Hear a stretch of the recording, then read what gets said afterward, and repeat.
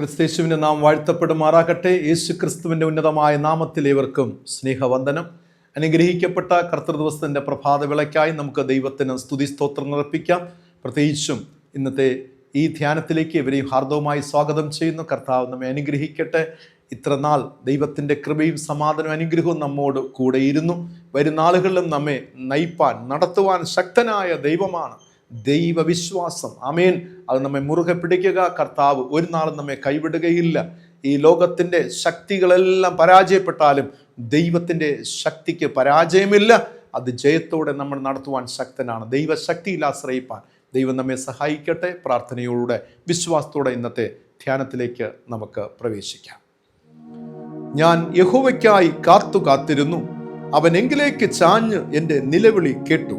നാശകരമായ കുഴിയിൽ നിന്നും കുഴഞ്ഞ ചേറ്റിൽ നിന്നും അവൻ എന്നെ കയറ്റി. എൻ്റെ കാലുകളെ ഒരു പാറമേൽ നിർത്തി എൻ്റെ ഗമനത്തെ സ്ഥിരമാക്കി. അവൻ എൻ്റെ വായിൽ പുതിയൊരു പാട്ട് തന്നു. നമ്മുടെ ദൈവത്തിന് സ്തുതി തന്നെ. പലരും അത് കണ്ട് ഭയപ്പെട്ട് യഹോവയിൽ ആശ്രയിക്കും. കണ്ണുകളടയ്ക്കാം, നമ്മുടെ ദൈവത്തോട് പ്രാർത്ഥിക്കാം. സ്നേഹസമ്പന്നനായ സ്വർഗീയ പിതാവാം നല്ല ദൈവമേ, വാക്കുമാറാത്ത ദൈവമേ, കരുണയുള്ള ദൈവമേ, അങ്ങ് ഞങ്ങൾ വാഴ്ത്തുന്നു, സ്തുതിക്കുന്നു, സ്തോത്രം ചെയ്യുന്നു. മനോഹരമായ പ്രഭാതവിളിൽ ദൈവം ഞങ്ങൾക്കായി ഒരുക്കുന്ന വചന വിരുന്നിനായി നന്ദിയോടെ ഞങ്ങൾ വാഴ്ത്തുന്നു. വചനത്തിന്റെ ആഴമേറിയ മർമ്മങ്ങളെ, പൊരുളെ ഗ്രഹിപ്പാൻ സർവശക്തനെ കൃപയുണ്ടാകണമേ, ഞങ്ങളെ സഹായിക്കണമേ. ഇന്നത്തെ ധ്യാനത്തിൽ പങ്കുചേർന്നിരിക്കുന്ന എല്ലാവരെയും അനുഗ്രഹിച്ച് പ്രാർത്ഥിക്കുന്നു. ദൈവത്തിന്റെ പരിശുദ്ധാത്മാവിനാൽ ഞങ്ങളെ നിറയ്ക്കണമേ. ആത്മബലത്തോടെ വഴി നടത്തണമേ, ശക്തീകരിക്കണമേ. ഏകാഗ്രതയോടെ വചനം കേൾക്കൊണ്ട കൃപ ദൈവം നൽകണമേ. യേശു രക്ഷിതാവിന്റെ നാമത്തിൽ പ്രാർത്ഥിക്കുന്നു. പ്രാർത്ഥന കേൾക്കണമേ. ആമേൻ, ആമേൻ, ആമേൻ. കഴിഞ്ഞ ആഴ്ചയിലെ ധ്യാനത്തിന്റെ ഒടുവിൽ ഒരു ചോദ്യം ചോദിക്കുകയുണ്ടായി. അതിപ്രകാരമാണ്: അംഗം പൊരുതുവാൻ നിനക്ക് പ്രാപ്തിയില്ല എന്ന് ദാവീദിനോട് പറഞ്ഞത് ആരാണ്?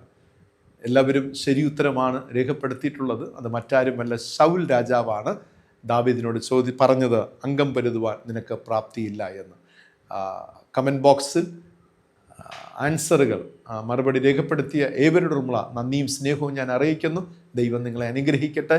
ഇന്നത്തെ ധ്യാനത്തിൻ്റെ ഒടുവിൽ ചോദ്യമുണ്ടാകും. ശ്രദ്ധയോടെ ദൈവവചനം കേൾക്കുക, ബലം പ്രാപിക്കുക. കർത്താവ് നമ്മെ സഹായിക്കട്ടെ. പ്രിയരെ, ജീവിതം വിജയിക്കുവാൻ പരിശ്രമിക്കുന്നവരാണ് നാം എല്ലാവരും.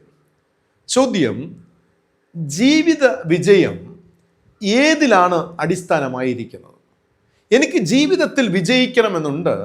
അങ്ങനെ വിജയിക്കുവാൻ ആ ജീവിത വിജയം ഏതിലാണ് അടിസ്ഥാനമിട്ടിരിക്കുന്നത്?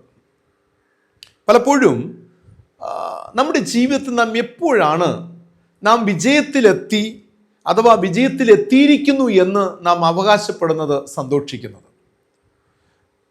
ചിന്തിച്ച് ലോകപ്രകാരമുള്ള നമ്മുടെ ബാല്യകാലം, അന്ന് തുടങ്ങിയുള്ള നമ്മുടെ ചുറ്റുപാടുമുള്ള മനുഷ്യർ, അല്ലെ, അന്നത്തെ കാലം മുതൽ നമ്മുടെ ചുറ്റുപാടുകൾ നോക്കിക്കണ്ട ഭൗതിക നേട്ടങ്ങൾ, മനുഷ്യർ, അവർ നേടിയ നന്മകൾ, അവർ സഞ്ചരിച്ചുകൊണ്ടിരിക്കുന്ന ജീവിത നിലവാരങ്ങൾ, അവർക്ക് ഈ ഭൂമിയിൽ അവർ സമ്പാദിച്ച നേട്ടങ്ങൾ, അവരുടെ സന്തോഷം, അപ്പം ഇതൊക്കെ നോക്കിക്കണ്ട് നാം വളരുന്നവരാണ്. നാം കുഞ്ഞുപ്രായം മുതൽക്ക്, ബാല്യകാലം മുതൽ ഇത് കണ്ട് മറ്റുള്ളവരുടെ ജീവിത വിജയം ഏതിലൊക്കെ അടിസ്ഥാനമായിരിക്കുന്നു മനസ്സിലാക്കി നാമും അതിലേക്ക് വേണ്ടി പരിശ്രമിക്കുകയാണ്.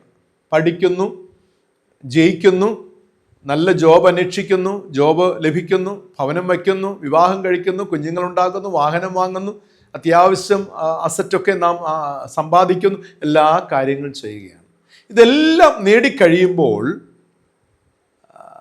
നാം എന്ത് ചെയ്യുന്നു? നാം വിജയിച്ചു എന്ന് അഭിമാനിക്കുന്നവരാണ്. ഇന്നത്തെ സമൂഹം, ഇന്നത്തെ ലോകം അങ്ങനെയാണ് നമ്മളെ പരിശീലിപ്പിച്ച്, അല്ലെ, അഭ്യസനം നൽകി നമ്മെ കൊണ്ട് എത്തിച്ചിരിക്കുന്നത്. അങ്ങനെ ഇതൊക്കെ നേടി ഞാൻ വിജയത്തിലെത്തിയിരിക്കുന്നു എന്ന് അഭിമാനിച്ചവർ ഒന്ന് ശ്വാസം എടുക്കുവാൻ, ഒന്ന് ബ്രീത്ത് ചെയ്യുവാൻ, ഒരല്പ സൗഖ്യത്തിനായി, സമാധാനത്തിനായി കേഴുന്നത് നിങ്ങൾ കണ്ടിട്ടുണ്ടോ? മനസ്സിലായോ? ലോകപ്രകാരമുള്ള കാര്യങ്ങൾ കണ്ട് നിങ്ങളും അതൊക്കെ നേടി, അല്ലെങ്കിൽ അവരും അതൊക്കെ നേടി. എന്നാൽ ഇപ്പോൾ ഇതാ എല്ലാം നേടി നിൽക്കുമ്പോഴും ഒന്ന് ബ്രീത്ത് ചെയ്യുവാൻ, ശ്വാസം എടുക്കുവാൻ, അല്പസൗഖ്യത്തിനായി, അല്പസമാധാനത്തിനായി, സന്തോഷത്തിനായി കേഴുന്നത് നിങ്ങൾ കണ്ടിട്ടില്ലേ? അങ്ങനെയുള്ളവരുടെ ജീവിതം വിജയിച്ചതാണ് എന്ന് പറയുവാൻ നമുക്ക് കഴിയുമോ? അല്ലേ? ഒരുപാട് പേരെ ഞാനും നിങ്ങളും കണ്ടിട്ടുണ്ട്. എല്ലാം നേടി, നല്ല കാലഘട്ടത്തിൽ ഒരുപാട് നേടി. ജീവിതത്തിൻ്റെ ചില പ്രത്യേക സാഹചര്യം എത്തുമ്പോൾ ആശുപത്രിയിൽ അല്പം ശ്വാസത്തിനായിട്ട് കേഴുകയാണ്. ശരീരത്തിൽ അല്പം വേദന ശമിക്കുവാൻ സൗഖ്യത്തിനായി ഒന്ന് കേഴുകയാണ്. അല്പസമാധാനം കുടുംബത്തിനുള്ളിൽ, വീട്ടിനുള്ളിൽ, ഹൃദയത്തിനുള്ള സമാധാന സന്തോഷത്തിനായി കേഴുകയാണ്. അങ്ങനെയുള്ളവരുടെ ജീവിതം വിജയിച്ച ജീവിതമെന്ന് പറയുവാൻ കഴിയുമോ? ചോദ്യമാണ്. ഇങ്ങനെയുള്ള ചില സാഹചര്യങ്ങളെക്കുറിച്ച് ലോകം എന്താണ് പറയുക?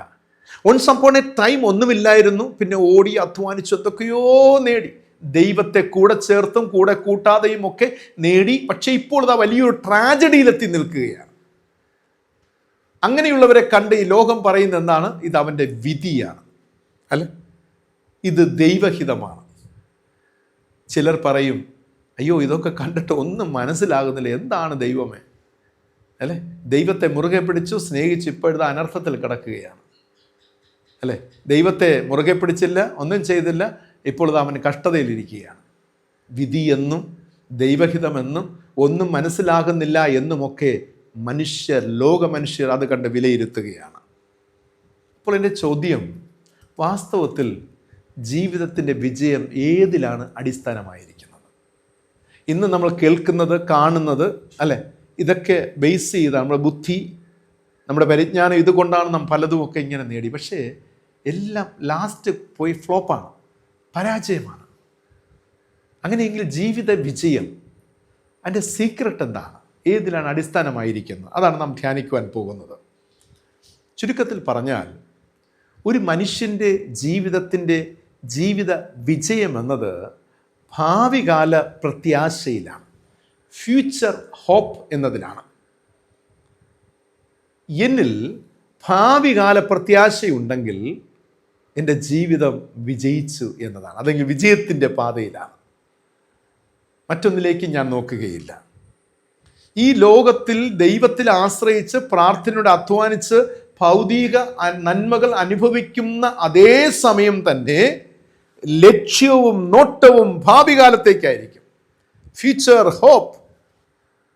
ഇത് വേദപുസ്തകത്തെ വിശ്വസിക്കുന്ന, അനുസരിക്കുന്ന, യേശുവിനെ രക്ഷകനായി സ്വീകരിച്ചിട്ടുള്ള ജീവിതത്തിൻ്റെ വിജയമാണ്. ഒരു യഥാർത്ഥ ഭക്തൻ്റെ ജീവിതം അതായിരിക്കും. ആ ലക്ഷ്യത്തിലേക്ക് നോട്ടം ഉറപ്പിച്ചുള്ള യാത്രയുടെ അന്ത്യമായിരിക്കും ജീവിതത്തിൻ്റെ വിജയം. ആമേൻ. ഇത് നാം നേടിയെടുക്കണം പ്രിയമുള്ളവർ. ഈ പ്രസംഗങ്ങളും ആരാധനകളും കൂട്ടായ്മകളൊക്കെ എന്തിനു വേണ്ടിയാണ്? ഈ ലക്ഷ്യത്തിലേക്ക്, ഭാവികാല പ്രത്യാശയിലേക്ക് നയിക്കുന്ന ഒരു അനുഭവമാണ്. അതായത് എൻ്റെയും നിങ്ങളുടെ ജീവിതം പരിപൂർണമായി വിജയത്തിലെത്തണം, പര്യവസാനിക്കണം. പരാജയപ്പെട്ടു പോകാൻ പാടില്ല, പകുതിയിൽ വെച്ച് വീണു പോകാൻ പാടില്ല. ഭാവികാല പ്രത്യാശ ഉണ്ടായിരിക്കണം. എൻ്റെ ബുദ്ധിയും ശക്തിയും പ്രാർത്ഥനയും ഉപയോഗിച്ച ഭൗതികമായ എല്ലാ നന്മകളും നേടിയെന്ന് അഭിമാനിക്കുമ്പോൾ ഓർക്കുക, ഭാവികാല പ്രത്യാശ നിന്നിലില്ല എങ്കിൽ തീർന്നു, ഒന്നുമില്ല പ്രിയമുള്ളവരെ, വെറും വട്ടപൂജ്യമായി തീരുന്ന അനുഭവമാണ്. വേദപുസ്തകത്തിലേക്ക് നമുക്ക് മടങ്ങി വരാം.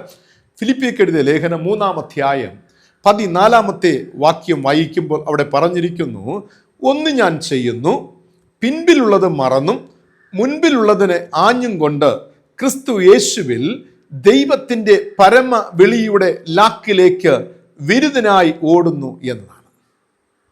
ഞാൻ ഒന്നുകൂടെ വായിക്കാം. ഒന്ന് ഞാൻ ചെയ്യുന്നു, പിൻപിലുള്ളത് മറന്നും മുൻപിലുള്ളത് ആഞ്ഞും കൊണ്ട് ക്രിസ്തു യേശുവിൽ ദൈവത്തിൻ്റെ പരമ വിളിയുടെ വിരുദ്ധനായി ലാക്കിലേക്ക് ഓടുന്നു എന്ന് അപ്പോസ്തലനായ പൗലോസ് ഫിലിപ്പിയ സഭയ്ക്ക് എഴുതുമ്പോൾ രേഖപ്പെടുത്തിയിരിക്കുകയാണ്. ഞാൻ പറഞ്ഞു കഴിഞ്ഞു, ഒരു ദൈവ പൈതലിൻ്റെ ജീവിത വിജയം അടിസ്ഥാനമിട്ടിരിക്കുന്നത് ഭാവികാല പ്രതീക്ഷയിലാണ്, ഭാവികാല പ്രത്യാശയിലാണ്. ഇത് നാം ഒരിക്കലും മറന്നു പോകരുത്. ഈ ചിന്ത മനസ്സിൽ വെച്ചുകൊണ്ടാണ് നാം ഈ വചനത്തെ ധ്യാനിക്കുവാൻ പോകുന്നത്. ഈ വാക്യത്തിൽ 3 കാര്യങ്ങൾ ഉൾപ്പെടുത്തിയിട്ടുണ്ട്. ഒന്ന്, പിൻപിലുള്ളത് മറക്കുക എന്നതാണ്. ജീവിത വിജയത്തിലേക്ക് ചെല്ലുവാൻ ഭാവികാല പ്രത്യാശയിൽ ഉൾപ്പെട്ടിരിക്കുന്ന 3 കാര്യങ്ങൾ. ഒന്ന്, പിൻപിലുള്ളത് മറക്കുക എന്നതാണ്. ജീവിതത്തിൽ പലപ്പോഴും തിരിഞ്ഞു നോക്കുവാൻ പ്രേരിപ്പിക്കുന്ന ഒരുപാട് കാര്യങ്ങളും ഘടകങ്ങളും ജീവിതത്തിൽ ഉണ്ടാകാം. നമ്മുടെ നേട്ടങ്ങൾ, നമ്മുടെ സമ്പാദ്യം, നല്ലതും ചീത്തയുമായ ബന്ധങ്ങൾ, ഓർമ്മകൾ, പദ്ധതികൾ, ജീവിത പരാജയങ്ങൾ, അല്ലെ, പിൻപിലുള്ള കാര്യങ്ങളാണ്, പുറകിലുള്ള കാര്യങ്ങളാണ്, നാം കടന്നു വന്ന പാതയിൽ നേരിട്ട അനുഭവങ്ങൾ. ബൈബിൾ പറയുന്നു, ഇവകളെ നാം മറക്കണം, ചിലതിലൊക്കെ നാം അയവ് വരുത്തണം എന്നുള്ളത്. പിൻപിലുള്ളത് മറക്കുക, പിൻപിലുള്ളത് മറക്കുക എന്നതാണ്. കഴിഞ്ഞ കാലങ്ങളിൽ വിജയമോ പരാജയമോ ആകട്ടെ, അത് മനസ്സിൽ നിന്നും തുടച്ചു മാറ്റുക, പൂർണ്ണമായും അകറ്റി നിർത്തുക. എബ്രായർ 10:17 പറയുന്നു, ദൈവം നമ്മുടെ പാപങ്ങളെയും അകൃത്യങ്ങളെയും ഓർമ്മ വയ്ക്കുന്നില്ല. എന്ത് ഹൃദ്യമായി അവിടെ രേഖപ്പെടുത്തിയിരിക്കുന്നു. കർത്താവ് ഓർമ്മ വച്ചിരുന്നെങ്കിൽ എന്തായിരിക്കും നമ്മുടെ അവസ്ഥകൾ, അല്ലെ? അതുകൊണ്ട് തന്നെ കഴിഞ്ഞ കാല അനുഭവങ്ങളെ, അല്ലെ, വിജയ പരാജയം അതങ്ങ് വിട്ടുകളയുക. ഞാൻ നേടിയത്, ഞാൻ നേടിയ പുരസ്കാരങ്ങൾ, ഞാനിരുന്ന എൻ്റെ സർവീസ്, ഞാനിരുന്ന എൻ്റെ സ്ഥാനമാനങ്ങൾ, ജസ്റ്റ് യു ഫോർഗെറ്റ് ഇറ്റ്. എപ്പോൾ നിനക്കത് മറക്കുവാൻ കഴിയുമോ അപ്പോൾ എനിക്ക് പറയുവാൻ കഴിയും, now you are in the path of future hope. ശരിയല്ലേ പ്രിയമുള്ളവർ? പിൻപിലുള്ളത് മറക്കുക. 2, ദൈവത്തിൽ മാത്രം മുഴുവൻ ശ്രദ്ധയും കേന്ദ്രീകരിക്കുകയും വിശ്വാസത്തെ മുറുകെ പിടിക്കുകയും ചെയ്യുക. ഭാവികാല പ്രത്യാശയുടെ 2ാമത്തെ ഘട്ടമാണ് ദൈവത്തിൽ നിങ്ങളുടെ ശ്രദ്ധ കേന്ദ്രീകരിക്കുക, വിശ്വാസത്തെ മുറുകെ പിടിക്കുക. പൗലോസ് പറയുകയാണ്, ഏകാഗ്രതയോടെ ലക്ഷ്യത്തിലേക്ക് മുന്നേറുന്ന ഒരു ഓട്ടക്കാരനായി തന്നെ കാണുകയാണ്.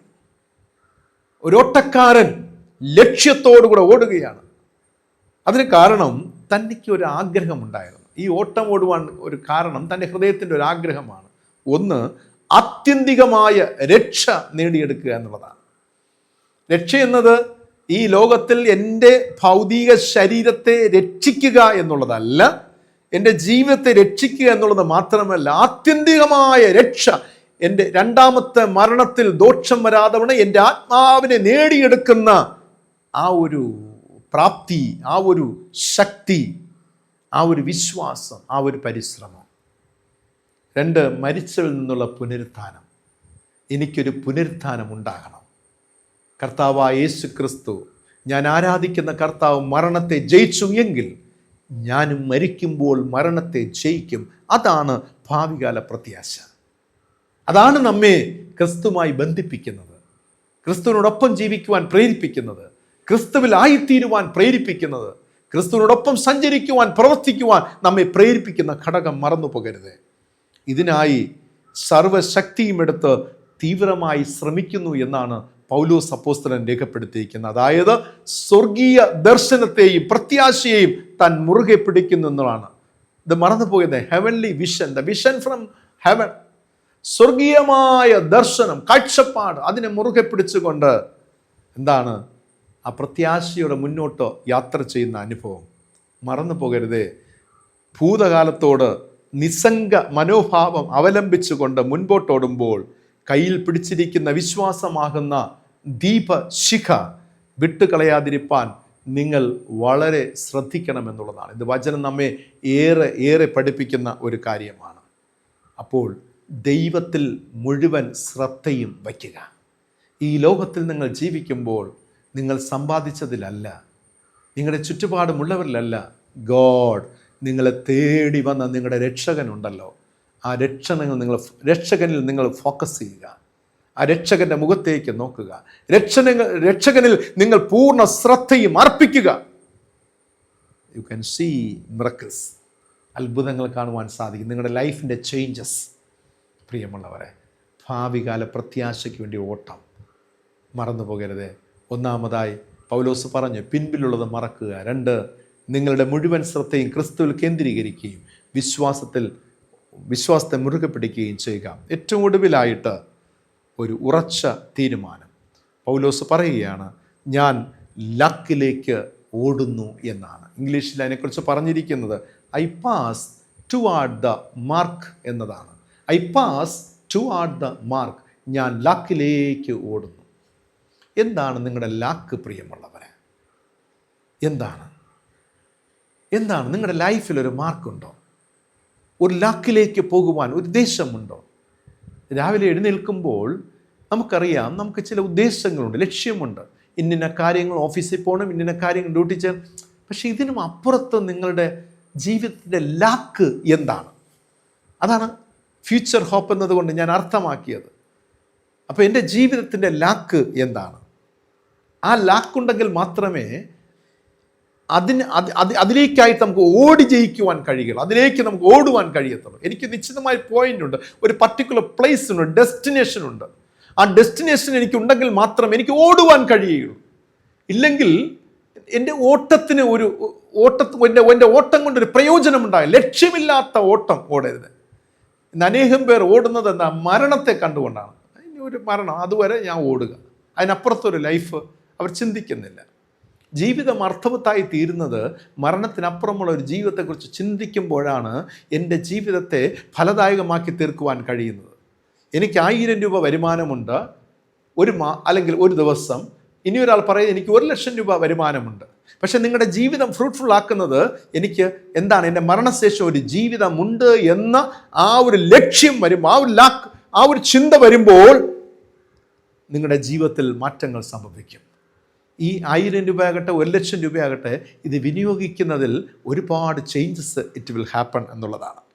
ഓട്ടം തികയ്ക്കുവാൻ ഇനി കുറച്ചു ദൂരം കൂടി മാത്രം ഓടിയാൽ മതി എന്ന ചിന്ത ഭരിക്കുമ്പോൾ മറന്നുപോകരുത്, അതിശക്തമായി ലക്ഷ്യത്തിലേക്ക് ഓടുവാൻ കാലുകൾക്ക് വേഗത കൂട്ടുവാൻ കഴിയും, ശക്തി ലഭിക്കും. പ്രിയമുള്ളവർ, എപ്പോഴും ആ വിശ്വാസമുണ്ടാകണം. എനിക്കിനി എൻ്റെ ലക്ഷ്യത്തിലെത്തുവാൻ കുറച്ച് ദൂരം കൂടെ ഞാൻ ഓടിയാൽ മതി, കുറച്ചു ദൂരം കൂടെ യാത്ര ചെയ്താൽ മതി എന്ന് ചിന്തിക്കുമ്പോൾ പ്രിയമുള്ളവരെ, നിങ്ങളറിയാത്ത ഒരു ശക്തി നിങ്ങളുടെ കാലുകൾക്ക് മനസ്സിന് ലഭിക്കും.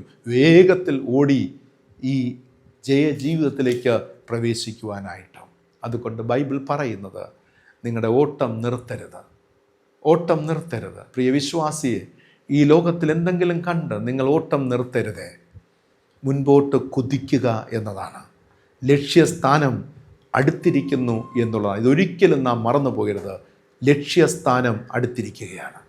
ലക്ഷ്യസ്ഥാനം അടുത്തിരിക്കുന്നു എന്ന് മനസ്സിലാക്കുക. ഇയ്യോബിൻ്റെ പുസ്തകം 22 മുതൽ 25 അധ്യായങ്ങൾ, 2 തീമോഥെയോസ് 1 അധ്യായം, ഇതൊക്കെ ഒന്ന് വായിക്കുക പ്രിയമുള്ളവരെ. ഒരുപാട് കാര്യങ്ങൾ മനസ്സിലാക്കുവാൻ സാധിക്കും. ഇയ്യോബിൻ്റെ പുസ്തകം 22, 23, 24, 25 അധ്യായങ്ങൾ. അതോടൊപ്പം തന്നെ 2 തീമോഥെയോസ് 1 അധ്യായം. പുറകോട്ട് നോക്കുവാനല്ല, മുൻപോട്ട് നോക്കി ലക്ഷ്യത്തിൽ എത്തുക എന്നതാണ്. മുൻപോട്ട് നോക്കി ലക്ഷ്യത്തിലെത്തുക. നാം ഒരുപാട് ഷുവർട്ടിയൊക്കെ പറയുമായിരിക്കും നമ്മുടെ ലൈഫിനെ കുറിച്ച്. ഒരു ഗ്യാരണ്ടിയും ഇല്ല പ്രിയമുള്ളവരെ. ഏത് സെക്കൻഡ്, ഒരു മൈന്യൂട്ട് സെക്കൻഡ് കൊണ്ട് തീരുന്നതായി ആണ് നമ്മുടെ ജീവിതം. മൈന്യൂട്ട് സെക്കൻഡ് കൊണ്ട്. ഞാൻ ഇപ്രകാരം ചിന്തിക്കാറുണ്ട്. നമ്മുടെ വഴിയാത്രകൾ, മണ്ണിലൂടെ ഇഴഞ്ഞു നീങ്ങുന്ന ഉറുമ്പുകൾ അല്ലേ, ആ ഉറുമ്പിന് ഒരു വലിയ പ്രത്യാശയുണ്ട്. എൻ്റെ ജീവിതം ഒരുപാടുണ്ട്. നാം യാത്ര ചെയ്യുമ്പോൾ അറിഞ്ഞോ അറിയാതെയൊക്കെ ആ ഉറുമ്പിൻ്റെ പുറത്ത് കാൽ വെച്ച് അതിനെ സ്മാഷ് ചെയ്ത് അതിനെ ചവിട്ടി അരച്ചുകൊണ്ടാണ് യാത്ര ചെയ്യുന്നത്. ആ ഉറുമ്പ് എപ്പോഴെങ്കിലും ചിന്തിച്ച് കാണുമോ? ഈ വഴി ക്രോസ് ചെയ്ത് അപ്പുറത്തേക്ക് പോകുമ്പോൾ ഈ വഴിയിൽ വെച്ചാണ് എൻ്റെ ജീവിതത്തിൻ്റെ അവസാനമെന്ന് ചിന്തിച്ച് കാണും? ഒരിക്കലുമില്ല അല്ലേ. അത് പ്രതീക്ഷയോടെ ക്രോസ് ചെയ്ത് പോയി. പക്ഷേ ആ സമയത്താണ് നമ്മുടെ യാത്ര. അതിനെ സ്മാഷ് ചെയ്തുകൊണ്ട്, ആ ഉറുമ്പിനെ ചവിട്ടി അരച്ചുകൊണ്ട് നമ്മൾ മുന്നോട്ട് യാത്ര ചെയ്യണം. ആ ഉറുമ്പിൻ്റെ ജീവിതം തീർന്നു. ഇതുപോലെ തന്നെയാണ് ഹ്യൂമൻ ലൈഫ്, മനുഷ്യൻ്റെ ജീവിതവും. ഏത് സമയത്തും എന്തും സംഭവിക്കാം. ജീവിത വിജയമെന്ന് പറയുന്നത് ബഹുനില കെട്ടിടങ്ങൾ സമ്പാദിച്ചതിലോ വലിയ ആഡംബര കാറുകളോ അല്ലെങ്കിൽ ഞാൻ നേടിയ സ്ഥാനമാനങ്ങളോ ഞാൻ നേടിയ പ്രശംസാ പത്രങ്ങളോ ഒന്നുമല്ല പ്രിയമുള്ളവരെ. ഞാൻ നേടിയ സമ്പാദ്യമൊന്നുമല്ല എൻ്റെ ജീവിതത്തിൻ്റെ വിജയം. ഭാവികാല പ്രത്യാശ. മരണമുണ്ട്, അതിപ്പോൾ അല്ലെങ്കിൽ നാളെ, അത് സംഭവിക്കും നിശ്ചയം. പക്ഷെ അതിനുശേഷം ഒരു ജീവിതമുണ്ട്, അത് ഞാൻ പ്രാപിക്കും. അത് പ്രാപിക്കുവാൻ ഇന്നത്തെ ഈ ദിനം, ഇന്ന് ഉറക്കം എഴുന്നേറ്റ് ഈ ദിനം 24 മണിക്കൂർ എനിക്ക് കിട്ടുമോ എന്നറിയില്ല, പക്ഷേ ഈ ദിനം ഞാൻ അതിലേക്കായി ഓടും. ഭാവികാല പ്രത്യാശയ്ക്കോ ലക്ഷ്യത്തിന് കുറച്ചു ദൂരം ഓടിയാൽ മതി. ചിലപ്പോൾ എൻ്റെ മരണം ഇന്ന് വൈകുന്നേരമാകാം, നാളെയാകാം, 1 മാസം കഴിഞ്ഞാകാം, അല്ലെങ്കിൽ 5 വർഷം 10 വർഷം കഴിഞ്ഞാകാം. ഇത്രയും ദൂരം കൂടെ ഞാൻ ഓടിയാൽ മതി ഭാവികാല പ്രത്യാശയിലേക്ക് പ്രവേശിക്കുവാൻ. പ്രിയമുള്ളവരെ, ഈ രഹസ്യം നാം മറന്നു പോകരുത്. ഫിലിപ്പിയർ 3:14 അത് വളരെ പ്രധാനപ്പെട്ട ഒരു വാക്യമാണ്. ഒരിക്കലും മറന്നു പോകരുത്. ഒന്ന് ഞാൻ ചെയ്യുന്ന പിൻപിലുള്ളത് മറന്നു മുൻപിലുള്ളത് ആഞ്ഞും കൊണ്ട് ക്രിസ്തു യേശുവിൽ ദൈവത്തിൻ്റെ പരമവിളിയുടെ വിരുദിനായി ലാക്കിലേക്ക് ഓടുന്നു എന്ന ഈ രഹസ്യം. പ്രിയമുള്ളവരെ, എല്ലാ മാനസിക പിരിമുറുക്കങ്ങളിൽ നമുക്ക് രക്ഷപ്പെടുവാൻ കഴിയും.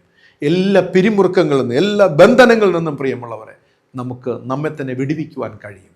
ഇന്ന് പണം നമ്മെ ബന്ധിപ്പിച്ചിട്ടുണ്ട്, അധികാരങ്ങൾ നമ്മെ ബന്ധിപ്പിച്ചിട്ടുണ്ട്. ഇതിനെല്ലാം നമുക്ക് മോചനം പ്രാപിക്കുവാൻ, ഫ്രീ ആകുവാൻ കഴിയും. പ്രിയമുള്ളവരെ, ഫ്രീ ആയിട്ട്, അല്ലെങ്കിൽ തുറന്ന മനസ്സോടെ, വളരെ ഫ്രീ മൈൻഡഡ് ആയിട്ട് നമുക്ക് ജീവിക്കുവാൻ സാധിക്കും. ഭാവികാല പ്രത്യാശ അതിന് നിങ്ങളെ സഹായിക്കും. അപ്രകാരമുള്ള അനുഭവം പ്രാപിച്ചെടുക്കുവാൻ ദൈവത്തിൻ്റെ ആത്മാവ് നമ്മെ ഓരോരുത്തരെയും സഹായിച്ച് അനുഗ്രഹിക്കുമാറാകട്ടെ. ആമീൻ. ഇന്നത്തെ ചോദ്യം ഇതാണ്: ഒരു ദൈവ പൈതലിൻ്റെ ജീവിതം അടിസ്ഥാനമിട്ടിരിക്കുന്നത് ഏതിലാണ്? ഒരു ദൈവ പൈതലിൻ്റെ ജീവിതം അടിസ്ഥാനമിട്ടിരിക്കുന്നത് ഏതിലാണ്? നിങ്ങളുടെ ഉത്തരങ്ങൾ കമൻറ്റ് ബോക്സിൽ രേഖപ്പെടുത്തുക. ഈ വചനം, ഇന്നത്തെ കേട്ട ധ്യാനം നിങ്ങൾക്ക് അനുഗ്രഹമായിരുന്നാൽ മറ്റുള്ളവർക്ക് ഷെയർ ചെയ്യുക. നിങ്ങളിലൂടെ അവരും ദൈവവചനം കേട്ട് ദൈവത്തിങ്കിലേക്ക് തിരിയട്ടെ. കർത്താവിൻ്റെ കൃപ നമ്മോട് കൂടെ ഇരിക്കുമാറാകട്ടെ. ആമീൻ. കണ്ണുകളടയ്ക്കാം, നമ്മുടെ ദൈവത്തോട് പ്രാർത്ഥിക്കാം. സ്വർഗത്തിനും ഭൂമിക്കും നാഥനായിരിക്കുന്ന സർവ്വവല്ലഭനായ സ്വർഗീയ പിതാവാം നല്ല ദൈവമേ, അനുഗ്രഹത്തിൻ്റെ ഉറവിടമേ, അങ്ങ് ഞങ്ങൾ സ്നേഹിക്കുന്നു, ആരാധിക്കുന്നു, മഹത്വപ്പെടുത്തുന്നു. ഏറ്റവും ഉന്നതവും ശ്രേഷ്ഠവുമായ ദിനത്തിനായി ഞങ്ങൾ അങ്ങയെ വാഴ്ത്തുന്നു. കർത്താവിനെ സ്നേഹിപ്പാനും ആരാധിപ്പാനും മഹത്വപ്പെടുത്തുവാനും ഈ ആയുസ്സിൽ ദൈവം നൽകിയിരിക്കുന്ന ഭാഗ്യത്തെ ഓർത്ത് ഞങ്ങൾ അങ്ങയെ സ്തുതിക്കുന്നു, സ്തോത്രം ചെയ്യുന്ന പിതാവ്. ദൈവമേ, മുന്നോട്ട് ഗമിപ്പാൻ കർത്താവെ, ഞങ്ങൾ ഭാവികാല പ്രത്യാശയോടെ ജീവിക്കേണ്ട കൃപ ദൈവം നൽകണം. ഈ ലോകത്തിലെ ഭാവിയല്ല, ഈ ലോക ജീവിതത്തിന് ശേഷമുള്ള ഒരു മരണശേഷമുള്ള ഭാവികാല പ്രത്യാശ ഞങ്ങൾക്കുള്ളിൽ നൽകണം. ഞങ്ങളെ സഹായിക്കണം. വചനം കേട്ട തീരുമാനങ്ങൾ കൈക്കൊണ്ട പ്രിയ മക്കളുടെ മേൽ ദൈവത്തിൻ്റെ ആത്മാവ് പ്രവർത്തിക്കുന്ന കൃപയ്ക്കായി സ്തോത്രം. വചനം ശ്രവിച്ച എല്ലാവരെയും ബ്ലസ് ചെയ്ത് അനുഗ്രഹിച്ച് പ്രാർത്ഥിക്കുന്നു. തിരുക്കൃപ നീളായി കൂടിയിരിക്കട്ടെ. നിമതി യേശു എന്ന ചാനലിലെ പിന്നിൽ പ്രവർത്തിക്കുന്ന യുവ സഹോദരങ്ങൾ, അവരുടെ കുടുംബാംഗങ്ങളെ ദൈവം അനുഗ്രഹിക്കണമേ, ആശീർവദിക്കണം. ഞങ്ങൾ തന്നെ താഴ്ത്തി പരമേൽപ്പിക്കുന്നു. കഴിഞ്ഞ ഒരാഴ്ചക്കാലം കൂടെ ഇരുന്നല്ലോ. ഈ ആഴ്ചയിലും ഞങ്ങളുടെ ജീവിതചര്യകൾ, ക്രമങ്ങൾ, യാത്രകൾ, പ്രവർത്തനങ്ങൾ ഓരോന്നിലും കർത്താവേ അവിടുത്തെ സഹായം, അവിടുത്തെ അനുഗ്രഹം നൽകണമേ. ഞങ്ങളെ കരുതണമേ, നടത്തണമേ, പരിപാലിക്കണമേ.